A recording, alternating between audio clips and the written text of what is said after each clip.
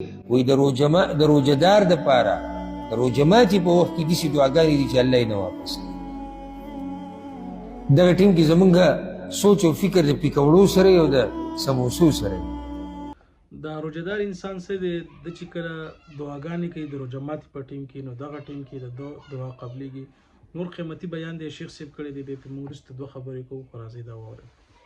وی د روجهدار دپاره د روجه ماتي په وخت کې داسې دعاګانې دي چې الله یې نه واپس کوي. دغه ټیم کې زمونږ سوچ او فکر د پیکوړو سره او د سموسو سره. لکه ته سموسې غم راغسې، پیکوړه او روابزه دې غم راغسې، دې ټیم کې الله ته سوال وکړه، الله خلک د اور نه ازادوي چې ستا دا نوم په کې هم راشي. که تا نن پیکوړی ونه خوړې یو څه چلو شي، او که نن دې سموسې. موږ د دې رمضان د دې میاشت نه چې دی د خوراکونو میاشت جوړه کړې. کور کې راته ښځې هم د اول نه دا خبره واوري، روژه ګوره را روانه سودا راوړه غواړي. دا سودا خو موږ هره میاشت راوړو، خو پته نه شي چې دې میاشت کې ولې دومره زور ورو. شیطان هم موږ ته دا خبره مخې ته کوي چې ګوره بس قیامت راتلو والی دی او دا دوکانونه ټول بندېدو والی دي، نو که څه راوړي اوس ورشه دا په پیټو سامان را چلو. بیا دسترخوانونه ډکي، قسمه قسم خوراکونه پراته وي. صحیح ده، دا الله نعمتونه دي، موږ دا نه وایو چې مې کوه، خو موږ دا وایو چې ته په رمضان کې مقصد خوراک او څښاک مه ګرځوه. رمضان دې دپاره چې موږ پکې الله راضي موږ جنت وګټو. او که ته یو دوه نوڼۍ کمې واخلي نو څه چل کېږي؟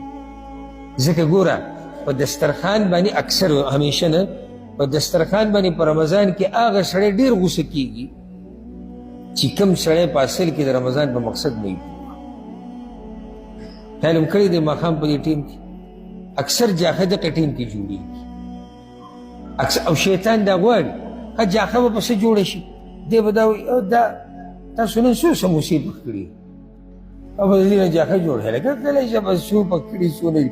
دې برکتي وخت وګوره، الله به خلک د اور نازل چې ته لاس اوچت کړه، الله ته وجاړه، وایي الله په ما باندې خپل رحم وکړه، یا الله ما آزاد کړه، یا الله زما مور پلار وبخښه، یا الله زما د اعمال قبول کړه، یا الله زما د رمضان زما نه قبول کړه. چېرته داسې دعاګانې وغواړه. موږ نښتي وو په روابزه پورې، په سموسو پکوړو په دې شو. رمضان تلاوتونه صدقې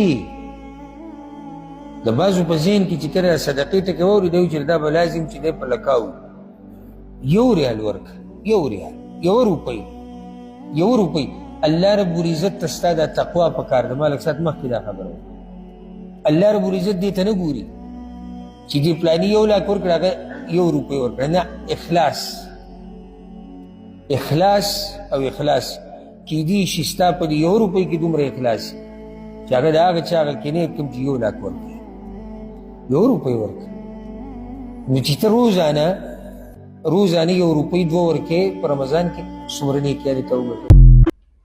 ښه دا د شیخ صاحب ډېر قیمتي بیان چې تاسو واورېدلو. کله چې روژهدار انسان دعا کوي نو د روژه ماتي په وخت کې د هغه دعا قبلېږي.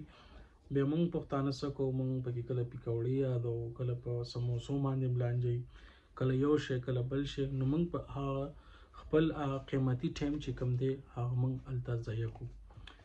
شیخ صاحب ډېرې قیمتي خبرې وکړلې. امید کوو چې دا بیان به ستاسو خوښ شوی وي. نو تاسو یې لازمي خپلو ملګرو سره مخکې فارورډ کړئ په دې رمضان کې. او موږ له راکړئ اجازت. السلام علیکم ورحمة الله.